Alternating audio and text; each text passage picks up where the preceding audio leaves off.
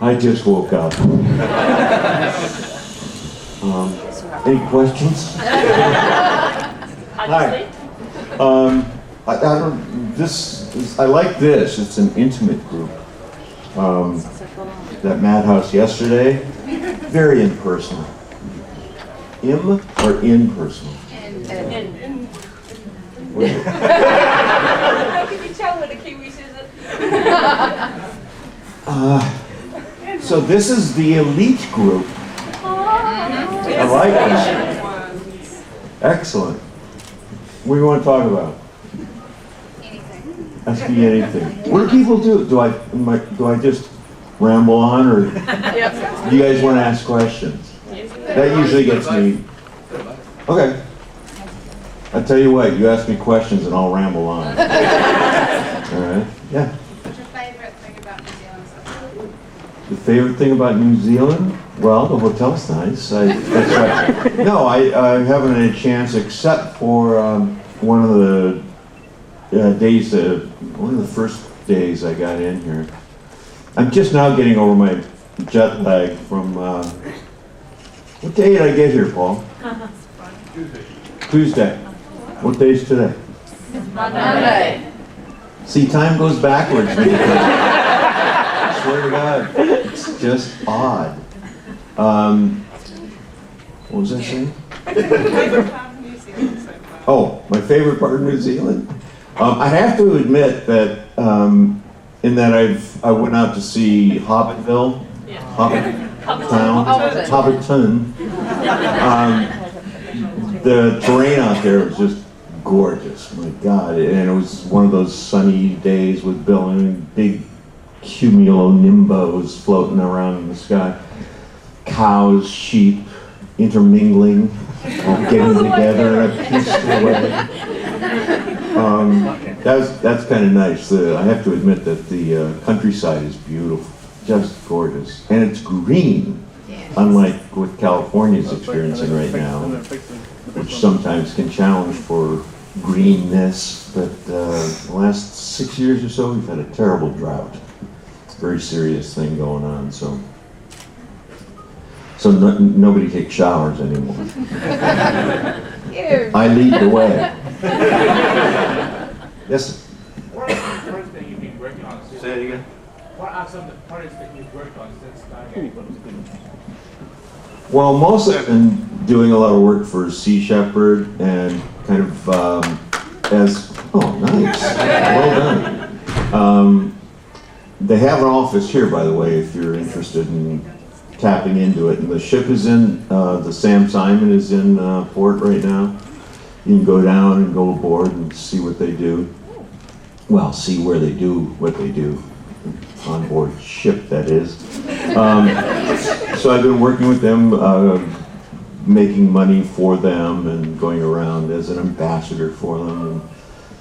And hopefully this year, excuse me, I'll get medical clearance to go on a Submarine? no, what's it called? Huh? A voyage? Campaign, yeah. Well, voyage, I like yours. On a voyage. Go on a campaign with them. I missed the boat, so to speak. To go down to Antarctic to get in the way of the Japanese whaling fleet, who are just, oh, I'm sorry. Don't get me rolling there. I get real political and real bad. But yeah, well, the more you can do to get in their way, and I can't be, calling for boycotts or anything like that. It's a tough nut to crack because the Japanese are in so many countries' back pocket or wallets, I guess. Commerce. Somehow, most every country in the world has some kind of trade agreement with Japan, and they hold it over other countries, and it's just makes it very difficult to get smaller countries to, well, get on board, so to speak, and help us out. But we have been making some. Oh God, almost said something. Well, I should say it. I mean, we're trying to find some chinks in the armor that, I know, it's bad. It's not meant as racist, and but it sounds bad, doesn't it? Oh, you're also slow. Yeah, thank you. Stay close. So I've been doing that, making bad jokes, and but mostly my biggest and greatest project has been my daughter. I'm a single dad, raising a 16-year-old daughter. You all know. I assume we were all 16 at one point. But yeah, that's a chore and a half, I'll tell you. Just up and down, and she's wonderful, mind you. I don't know how many of you read about my relationship with my daughter, but it's just spectacular. I mean, it's just, she's the one woman in my whole life that has been able to make a man out of me.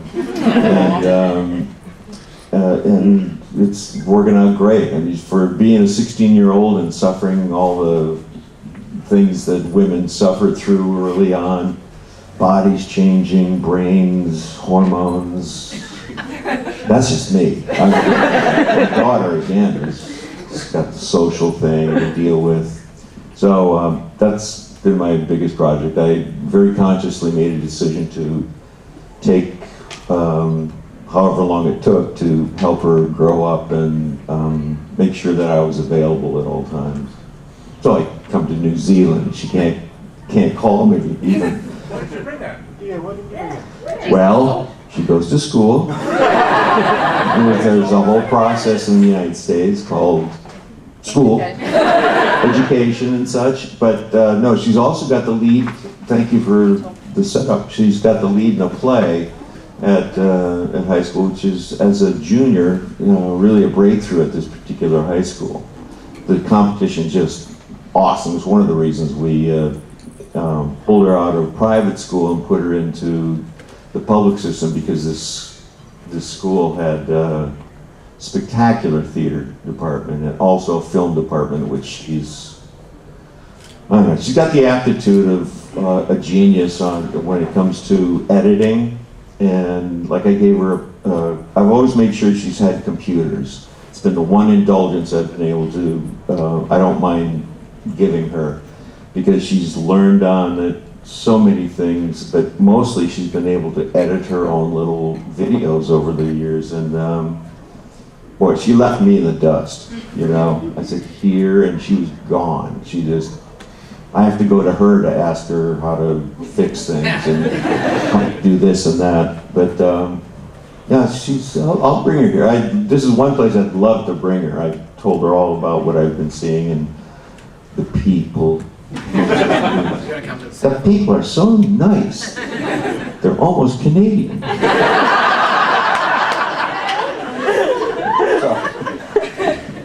of the skills as a guy are going to come in handy when she starts dating.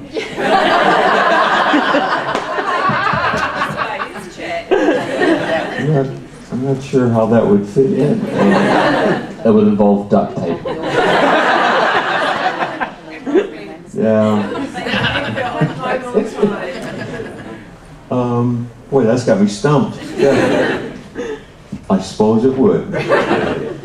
No, actually, she has a boyfriend. Oh my God. I have to tell, well, you don't mind me telling you these stories, right? One evening, several months ago, it was a weekend, so I was trying to say goodnight to her, and I called the house that she and her mom and stepdad and her stepsister live in, and it was like 10:30 at night, and usually, we have her in around that time. But I kept calling, and her mother finally answered and said, well, try her cell. She's over at Landon's house. Well, Landon, so I called Wiley, and she picks up, which is surprising enough in itself, but she says, Dad, "What do you want?" I said, "Well, honey, I was just calling to say goodnight and, see how your day went and, all that daddy stuff just to hear the voice." And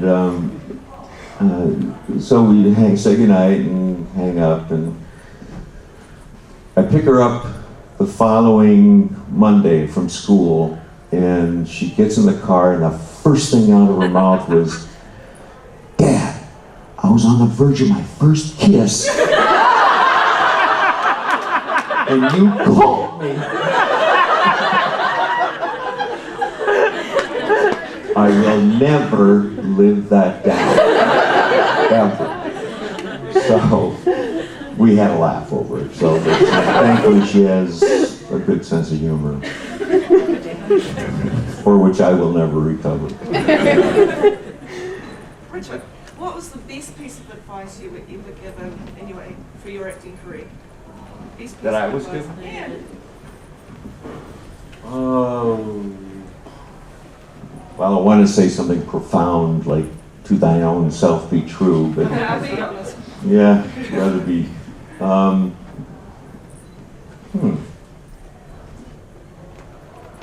See, I don't have much of a brain left. I think one of the pieces of advice I had was to not lose your mind and stay healthy. As far as acting, you mean? Well, I don't know where I picked it up or if anyone told me to do this, but I found that in breaking down a scene or breaking down a script for that matter, that when it came down to knowing what was happening in the story, that I should be memorizing the ideas rather than the words, because I don't have much problems learning dialogue, but in part because I don't usually follow dialogue, scripted dialogue, so it's easy to remember. But I think that's been it's been a saving grace for me, is that I can just read ideas. And you can also tell a bad script when you read it because the ideas don't mesh, they don't flow. And not that I would be critical or anything, but memorizing ideas and being familiar with that rather than the words. Anytime.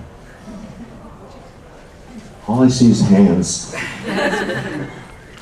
Yes? What was one of your funnest episodes of Stargate film? Funnest? Most fun? No, I think you're right. Well, it wasn't really fun per se,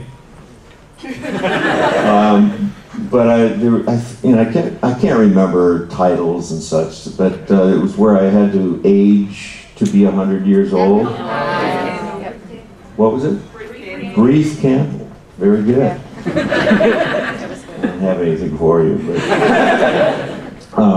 it took 4 hours to put the makeup on and 2.5 to take it off. So, but once it was on, I found that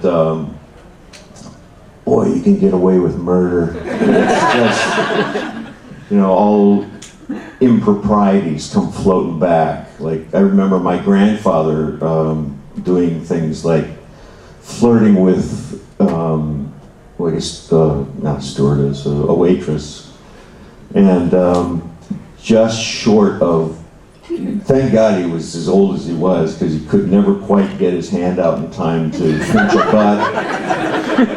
And I remember being in Las Vegas with my dad and my grandpa, and we were sitting around the table, and he did no eye contact with us, because I don't know if any of you have been to Las Vegas, but you know what the image is.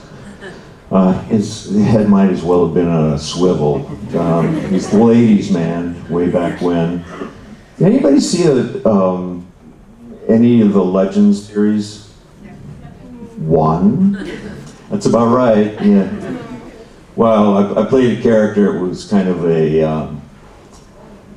what would you say? He was a drinker, gambler. He was a dime novelist, a womanizer.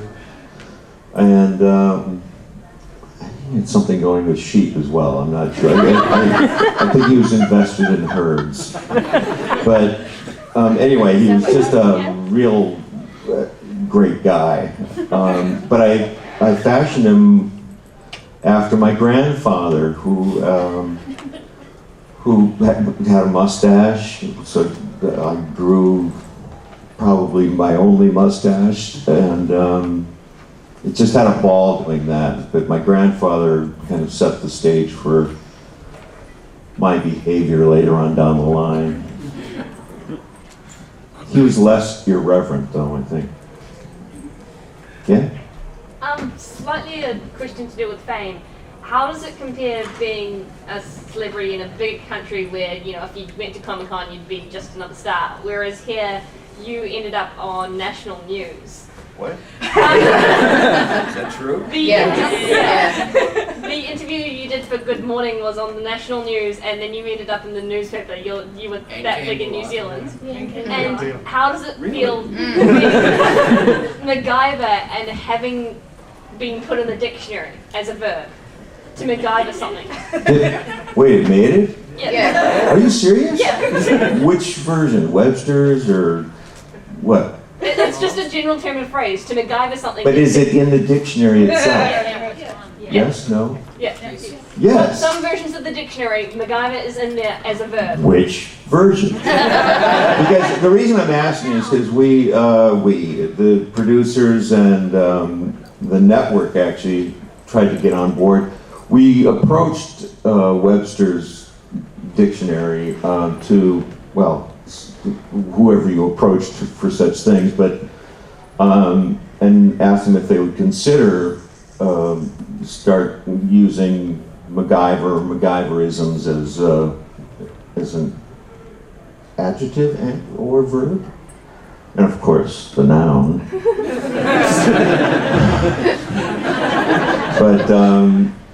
But so you're telling me that I've seen it it's in happened? like a paper thing. Like in a paper format, I've seen you in, you know, organized. In paper, huh? It's real. What? Merriam-Webster online dictionary. Merriam, see? Merriam-Webster? You've got it right there? Well, read what it says. Come up here and let's have a lesson, shall we?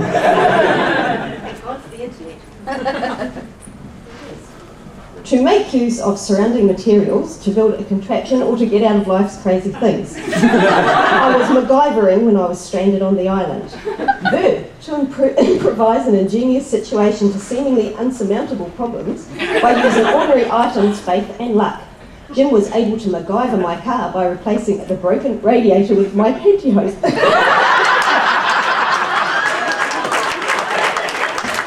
Nicely done. Well, I'll be damned. I like that. Oh, shucks. Turning redder than I normally am. Well, thank you for that. How cool, huh? The gentleman behind you, and then we'll come to you. Yes? Truth to the rumours that towards the end of MacGyver, the close-ups of your hands weren't yours? Of MacGyver? Yeah. True. Because I was so needed in so many different places that we had 3 units going at once, to splinter units and second units and all that. And then there was a unit that just did close-ups of the MacGyverisms. And we got my youngest brother to come in, and he had, except for the dislocated thumbs I have on both hands, which is very hard to match, but my brother, they used his hands, which are much smaller than mine. Just some things you can't fix. Yes, sir. When Chris Judge was here. I'm sorry. Yeah. He was saying horrible things about your golf game. Well, he should. When you went for the longest drive ever through the Stargate in that ground holiday. So. Oh, yeah. that was fun. I thoroughly enjoyed that. I don't know how many of you heard me the other day, but it was really a wonderful moment where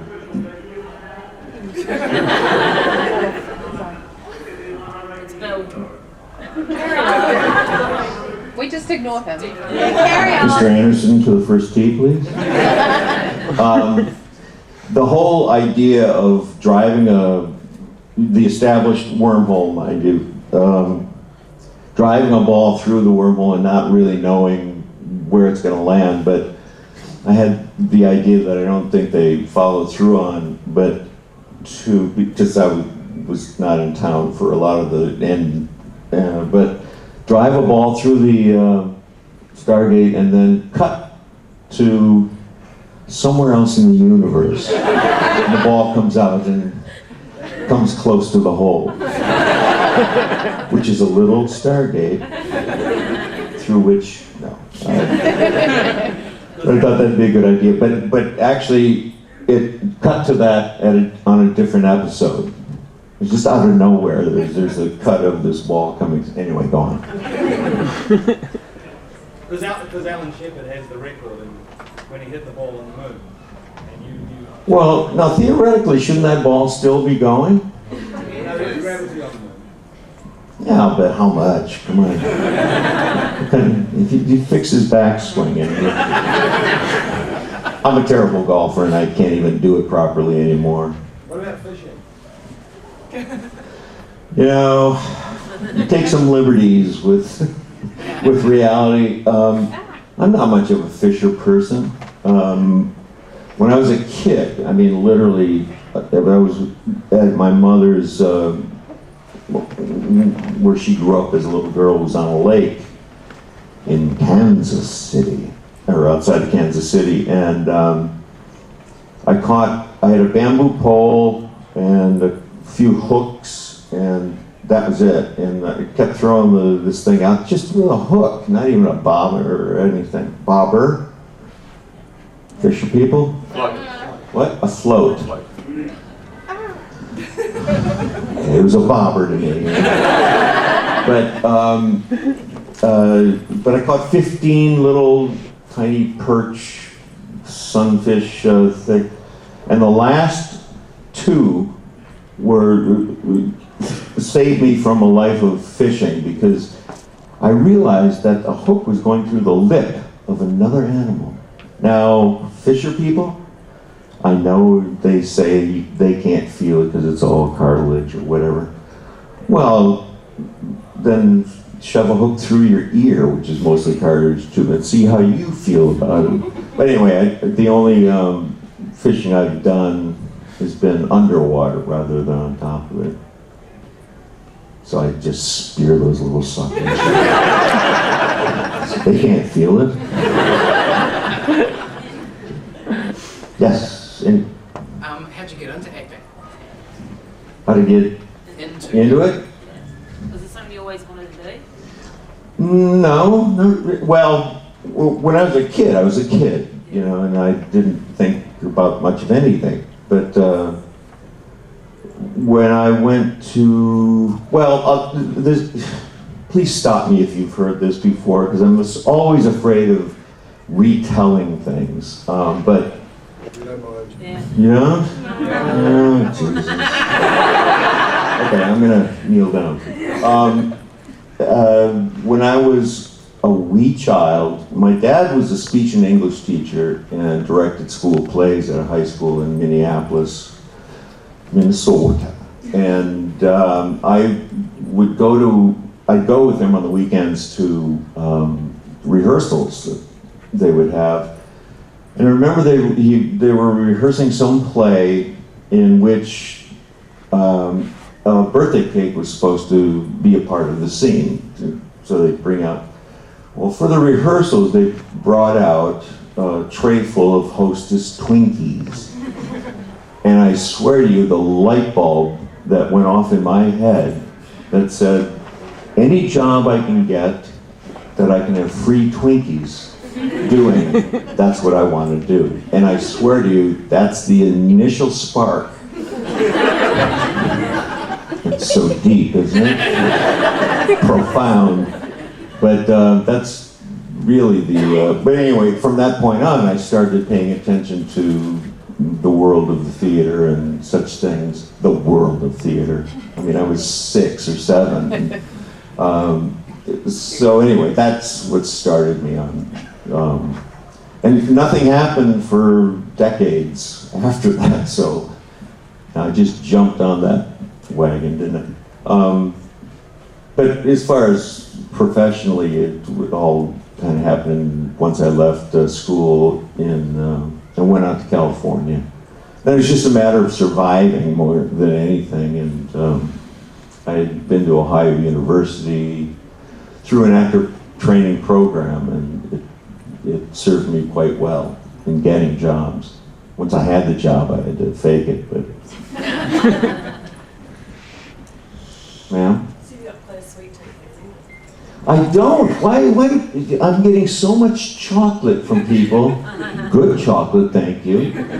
But where does that come You from? mentioned the Twinkies, so you think, oh yeah. Well, I was a kid. Every kid likes Twinkies. There's no point in asking you if you've tried your first pineapple lumps. Pineapple lumps. Oh, somebody had a box of lumps the other day. And no. It's, read the first ingredient.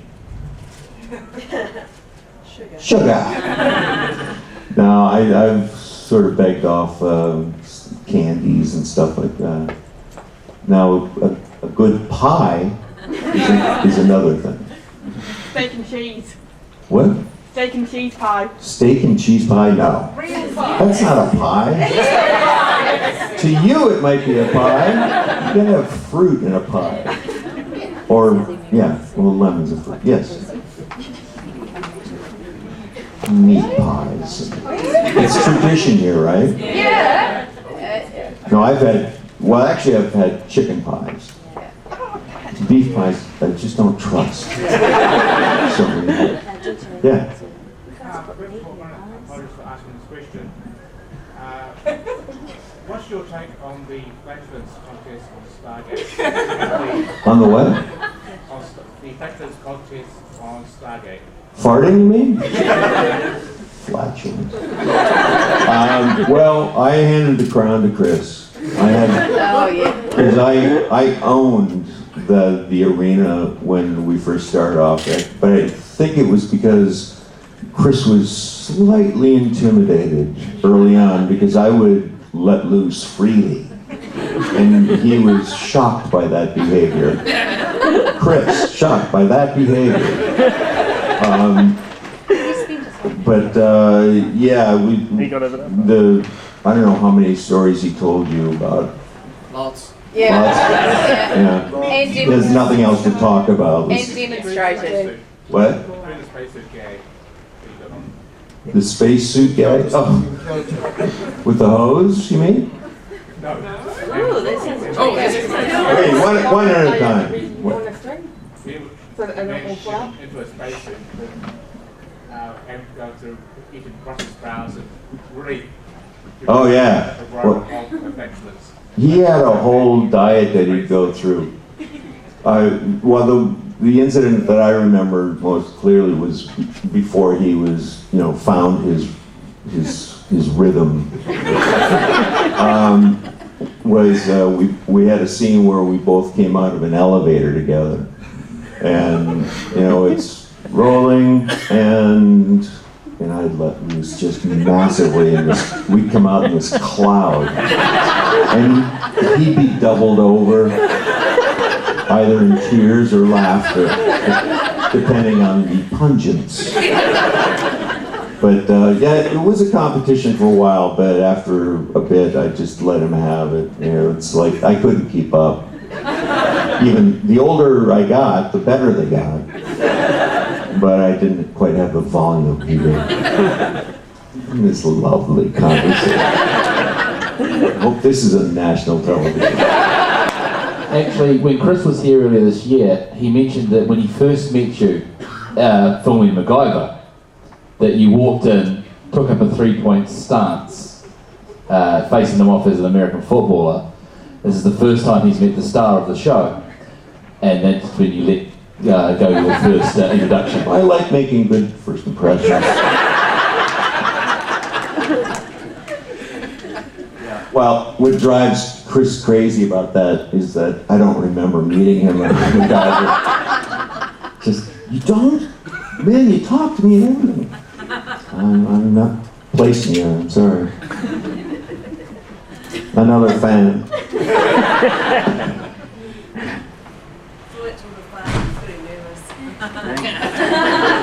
God bless. Oh no.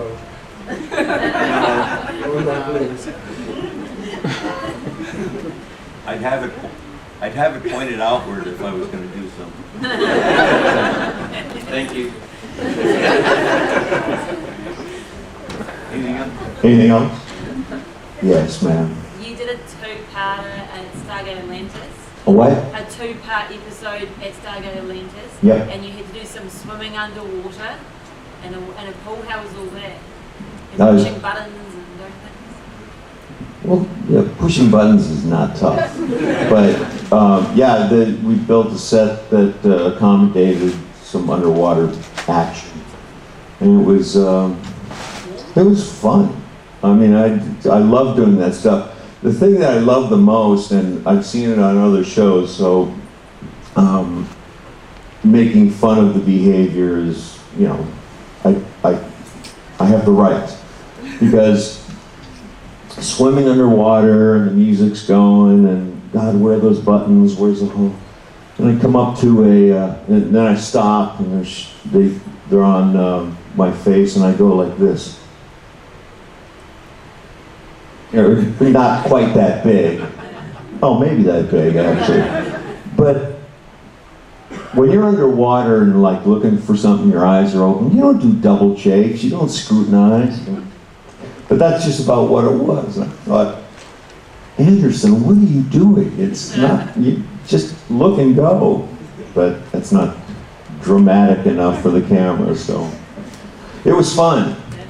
Yeah, it was just not quite as warm as I would have liked it. Yeah. Because you also had the replicator said, oh, what were you doing down there? And you said, you were doing the breaststroke? Backstroke. Backstroke? I was practicing the backstroke. Was that your idea or was that written in so that you could say? Well, yeah, probably I mean, because it's an old joke. Yeah. You know, there's a fly in my soup. What's it doing in my soup? Yeah. The backstroke, sir. No, you didn't laugh at that. Yeah, I, you know, again, I can't remember so many things, not the least of which are words I said impulsively. Yeah. So. But it's clever, so it's probably not mine. Yeah. An honorary general. Yes, I am. Do you get any perks? Was that the question? Do I get any perks? No, not yet. I mean, I still have to go through, like, the airport shenanigans when I go through. No, I mean, other than it being a phenomenal honor for me to have received the wings and I mean, first of all, it's a beautiful piece. They also gave me a statue of an eagle full spread, and which of course I broke the wing off. But yeah, it was a great ceremony, and I made fun of General Jumper, and everyone cheered and loved it because he was such a well-loved man, but also a general, for God's sake. And an outsider came in and made fun, and he had a good sense of humor. So, but they let me out of the building, so everything was forgiven. I like stuff like that, you know, like, yeah. I think that kind of recognition is cool for me. Yes? I'm just wondering, did you do your own stunts in MacGyver and Stargate? Or do you have stunt doubles for? Well, there's always a stunt double around. For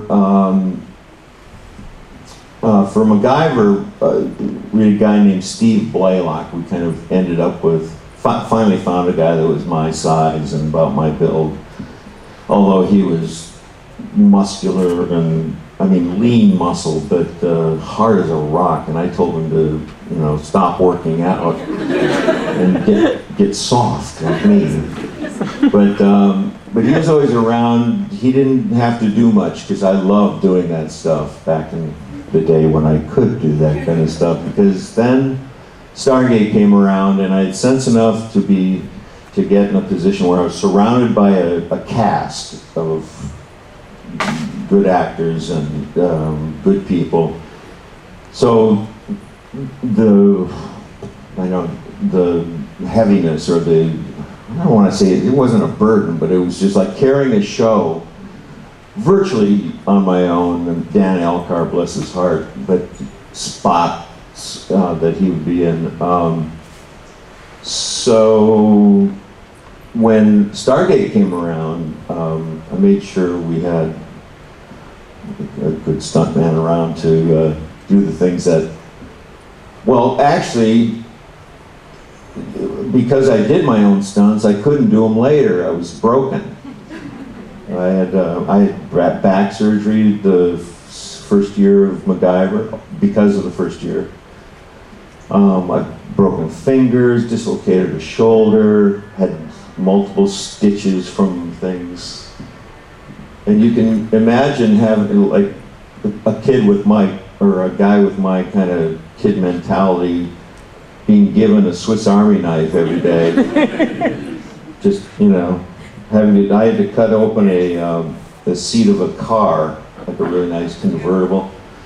And between scenes, I was just kind of chopping at it because we'd already, done the first take and it was all kind of ribboned like that. So I just started doing this.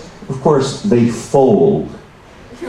And it folded right over on this finger and virtually cut it off. I just kind of, it had split down, so it was pointing a little bit, so it wasn't dangling. I should just say it fell off. Better story. But to the hospital, stitches, a little one of those bendy things they put on you, and go back to work. Nothing matching, of course, because now I've got this thing, and we found an excuse for MacGyver to put on gloves for a while, I think, while it healed. But anyway, that's me, all over. What was the question? Doing your own stunts. Oh, right. Well, the fact that I can't remember anything should be an indication of how many stunts I did. Do what? Like rolls through the Stargate. You mean coming out? Yeah. Yeah, I mean, nothing. Well, in the early goings, when we would come through the Stargate, we'd make it a really kind of as spectacular as possible. Because to me, the whole theory of the Stargate, coming through the Stargate, is that you would splat up against a wall, for God's sake, anything outside that gate, because the deceleration alone would kill you. Well, the acceleration would kill you, for that matter. But if we pick it apart like that, it's not going to be any fun. No, it's okay. So we'd come out of there and roll onto that metal grid, which is real comfy. But depending on the severity of the scene, like we'd either walk out or being chased, just come flying out. And I'd go, stunts! What was your favourite gun to fire? Because you had that really humongous one. Yeah, 50 cal. Yeah. That was pretty fun.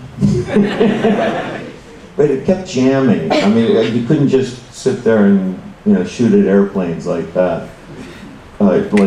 it just kept jamming, so I had to keep pulling this huge thing back, and that's no fun. You just want to pull a trigger. Yes, ma'am. You mentioned going through the airport. Do you get recognized and then checked randomly for bombs? I don't know if it's bombs they're looking for, but no, it does no good to be even remotely famous going through the airports. In fact, it's just ironic. They'll give you all kinds of grief, you know, go through the electromagnet thing that they go through, or we have to go through now, and just questions, step over here, sir, pat down, and then get through as I'm putting on my shoes and totally demoralized and said, oh, you're MacGyver. Could you sign this for me? Yeah, take off your shoes.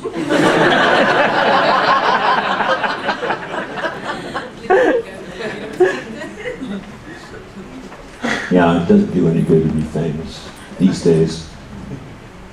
Did Is your arm up? Nice.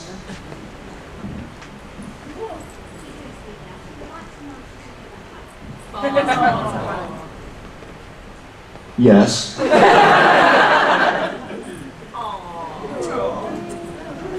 Watch me just crush her. Like this. Not now. I'm kidding.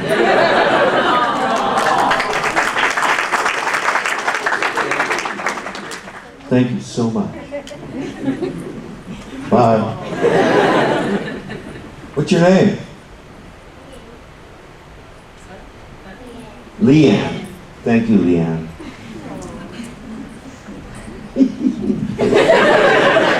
Kids. Yes, ma'am. So other than the farting competitions, it sounds like there's a few practical jokes that went on along the way as well. Can you think of any memorable ones that were done to you, or any payback that you got on others?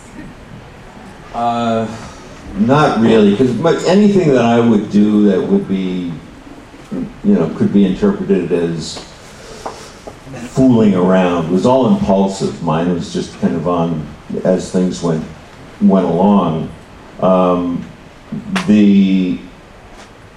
It wasn't really well, I guess it was a practical joke, but when Amanda and I are in some frozen tundra somewhere, and she turns to the camera as we're trying to dig out, and she does this whole MacGyver spiel. Can't you get us out of this? Weren't you MacGyver one day? And they got me. I mean, it was like I didn't know what to say. That was fun. Yes, sir. Silly question, really, but if you were locked in a hotel room, do you think MacGyver or O'Neill would get you out faster?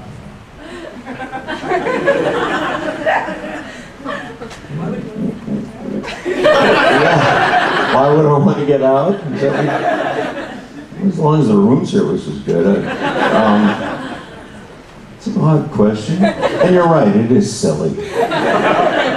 But I probably MacGyver, I suppose, yeah. Well, now you're putting a gun in there. What's he doing in a hotel room with a gun? Just so he could get out? Think keys. Yes, ma'am. We've already discussed some of your other hobbies, fishing, golf, farting. All right, I don't fish or golf, okay? I do fart. But I do know that you like music and you've done some compositions before. Are you still doing playing, composing? Not so much. I'm listening a lot. No, it's kind of something I hate myself for not pursuing it or keeping up with it and continuing the learning curve, which was massive for me. But not really. I mean, I've grown to, I like taking Wiley through some histories of musics and stuff. My dad was a jazz musician, jazz bassist, and he, thankfully, Wiley got to meet him before he died, and saw him playing a gig one night on the top of a club in San Diego, and we walked into the room where they were playing, and this little combo that my dad was a part of, and they were on stage and playing, and people were all kind of dining or watching, whatever. And we walked in, and Wiley, I had Wiley's hand in her little dress, and she was this big, walking in, and she pulled her hand away and just stood there and stared at Grandpa Stewart on stage, lit, playing music. And I think that made a massive impression on her, because she has followed. I wish she had the mechanical things to be able to sing, because she has good pitch and all that business, but she just doesn't have the pipes yet. I mean, but as far as being any other kind of musician, she tried violin first, what little girl doesn't, and then clarinet, what little girl doesn't. What no little girls take up clarinet, right? Any girls in here take up clarinet? Well, my daughter did, and didn't use it but once. But you know, I'd love for her to explore, well, learn on the piano, learn everything on the piano, and then venture out. But I didn't pursue it. Well, it was, maybe, I don't think so, but I've lost my calluses. They're just, I'm such a wuss now. Ow, it hurts. Which is the name of my album. So we've probably got time for one more question. Oh, I'm sorry. Yes, ma'am. Proudest moment? As a father. Oh, sheesh. Well, it sounds a little corny, but when she was born, she got stuck coming out, and she was, they had to call a specialist emergency to come in and get her out. So all I saw was the top of her head, and when she came out, she was blue. And so they took her to this table and machine and got her pink. But it was a struggle. It was a close deal, and the silence in a room that hits you when your kid's being born, but essentially being born, not breathing or anything like that. That's devastating silence. But she fought through, and now is thriving, beautiful girl. And right off the bat, I was proud of her for, gutting it out and proved it. Now she's a wussy. Now she's a girly girl. But and there are endless prideful moments. She was asked to speak after graduation from 9th grade, I guess, and she gave a great speech. And what else? Oh, I know, when she actually was trying to be athletic, she was on a soccer team, age-appropriate soccer. And she got picked on a little bit, and she finally came over the sidelines one time and said, kind of almost crying and really mad, and said, "This girl keeps pulling my shirt and hanging on to me." And I said, "Well, don't let her do that." I told her to do something else, but I want you to think better of me. She goes out, and about 4 minutes later, I see her running past the bench, us, and the little girl, sure enough, was pulling on her shirt, and Wiley turned around like this, went, "Stop that!" and just scared the living daylights out of her. Okay. So, yeah. Oh, and also, during that game, she scored 3 goals. Yeah, huh? They were the last goals she ever scored. Because she quit the next year. Her attention span was just very, not too unlike mine. So, but she's the best girl I know. And on that wonderful note, Auckland, if you did excellent, thank you guys, thank you so much. Thank you so much. New Zealand, by the way, is phenomenal. I love it here. Come So, back anytime. Please. I'm thinking of buying a piece of Hobbitville. Thanks, guys. Thank you.